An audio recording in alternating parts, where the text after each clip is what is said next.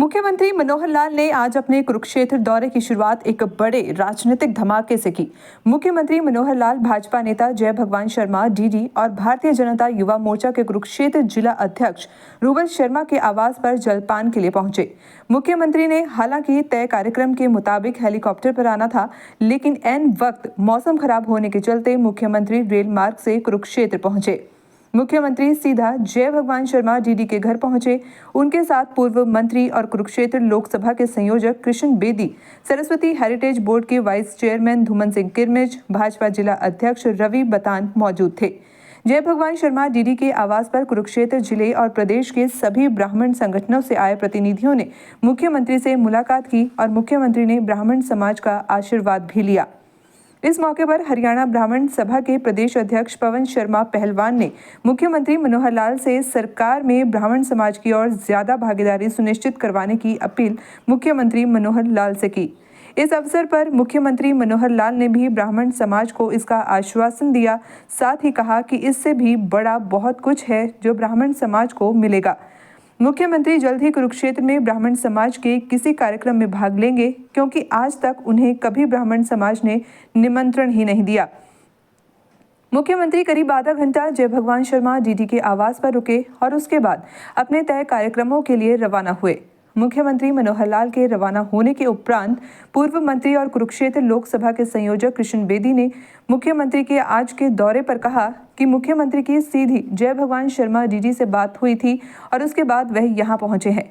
इस बीच आज के कार्यक्रम के मेजबान जय भगवान शर्मा डीडी ने कहा कि मुख्यमंत्री मनोहर लाल जी एक युग पुरुष हैं और वह तीसरी बार नहीं बल्कि हरियाणा में बार बार मुख्यमंत्री बनेंगे, ऐसा जनता के मिजाज से लग रहा है। क्षेत्र में मुख्यमंत्री के सुबह सवेरे राजनीतिक कार्यक्रम की चर्चाएं तो जरूर होंगी, लेकिन इतना तय है कि लोकसभा चुनाव के पहले की टाइमिंग और मुख्यमंत्री मनोहर लाल द्वारा करीब आधा घंटा जय भगवान शर्मा डीडी को देना कई राजनीतिक संभावनाएं पैदा करके। क्या आपसे बातचीत हुई मुख्यमंत्री की? हमने ये कहा भाई हमारा जो भी राइट बनता है हरियाणा में, लोकसभा में, विधानसभा में हमारे को अपना हक मिलना चाहिए टिकटों में। और निमंत्रण भी दिया धर्मशाला? निमंत्रण दिया भाई, वेलकम हमारे यहाँ आओ आप किस दिन। अभी तक सारे समाजों की धर्मशालाओं में आ गए, लेकिन ब्राह्मणों की धर्मशाला में अभी तक नहीं आए, तो आप यहाँ भी पधारने का कष्ट करें। आश्वासन मिला?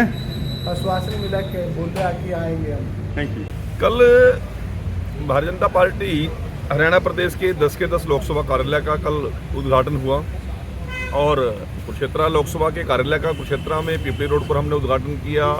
हमारे माननीय सांसद और हमारे प्रदेश अध्यक्ष में मुख्य अतिथि के तौर पर रहे। लोकसभा संयोजक होने के नाते प्रयास किया, सभी कार्यकर्ता वहाँ पर उपस्थित थे। आम लोगों का बड़ा उत्साह था, जोश था, और ऐसे उत्साहवर्धन कार्यक्रम से कार्यकर्ताओं में भी और लोगों में जोश आता है।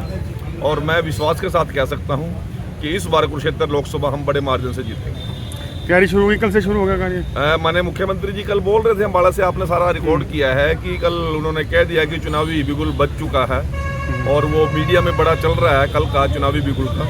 अभी जब लोगों ने सोचना भी शुरू नहीं किया, जिन लोगों ने, तो भारतीय जनता पार्टी तो 90 दिन पहले अपने कार्यालय की शुरुआत कर दी, और कार्यालय शुरुआत जब हो जाती है तो चुनाव शुरू भी हो जाता है। सर, सीएम आज कुरुक्षेत्र पहुंचे हैं और 10 की 10 सीटें जीतने का दावा किया जा रहा है, बड़ा दावा है। नहीं, इसमें कोई डाउट नहीं है। पिछली बार भी भारतीय जनता पार्टी कार्यकर्ताओं ने इतनी मेहनत की, मोदी जी का जलवा था, मनोहर जी के किए हुए काम थे, उनके ऊपर लोगों ने, हरियाणा प्रदेश के जागरूक मतदाता ने हमें आशीर्वाद दिया और हमने प्रयास किया कि 10 की 10 लोकसभा जो हमारे सांसद थे उन्होंने जनता के बीच में रहकर लगातार लोगों का काम किया, और उसी बिहार पे हम कह सकते हैं कि इस बार भी हम अपना रिजल्ट 100% देंगे। मिशन 2024 की शुरुआत आज होगी, जब उनसे चाहेगी डीडी की चाहेंगे यहाँ से? नहीं, मैं ये कह रहा हूँ कि मुख्यमंत्री जी का अचानक फ़ोन आया भाई साहब के पास कि चाय पीनी है, और मेरे ख्याल से डायरेक्ट ही फ़ोन आपको ही आया। हमारे पूरे हरियाणा प्रदेश के अंदर आज तक जितने भी मुख्यमंत्री हुए उनके ऊपर एक आरोप लगता था, परिवारवाद का, भाई भतीजावाद का, इलाकावाद का और भ्रष्टाचार का। हमारे मुख्यमंत्री जी का लगभग 10 साल का कार्यकाल, बेदाग कार्यकाल है। कोई भी कार्यकर्ता, कोई भी मतदाता, कोई भी विरोधी आदमी, विधानसभा के अंदर भी हमने देखा है, ये कहते थे नहीं मुख्यमंत्री जी आपकी तो कोई मुकाबला नहीं है।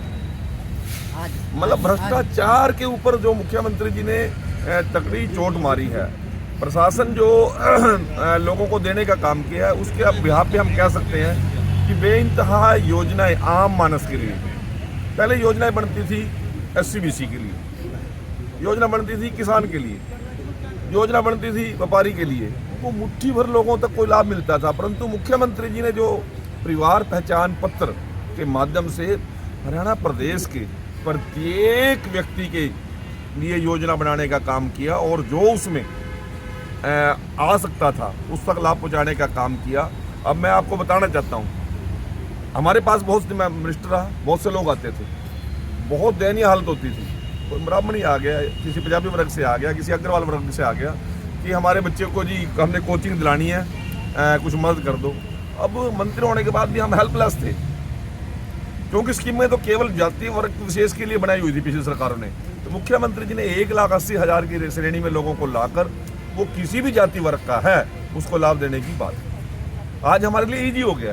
कोई जरूरतमंद आदमी किसी वर्ग का भी है, क्यों गरीब की कोई जाति नहीं होती, गरीब तो गरीब होता है। तो आज मुख्यमंत्री जी ने गरीब उत्थान का, जाति उत्थान का नहीं, गरीब उत्थान के जो काम किए हैं उस पर लोगों को अपना आशीर्वाद हमें देंगे, ऐसा हमें विश्वास है। आज मैं मुख्यमंत्री जी का बहुत धन्यवादी हूँ कि जिन्होंने इमीडिएट प्रोग्राम बना के हमारे यहाँ प्रस्थान पे आए, जिससे हमारे समाज के लोग, हमारे समर्थक साथी, हमारे गाँव गवांड के सभी विधानसभा लोकसभा के बहुत से साथी, इस चीज़ से बड़ा वो था कि मुख्यमंत्री जी की, DD जी की कहीं न कहीं पटड़ी ठीक होगी तभी यहाँ सारा चैनल घूमे।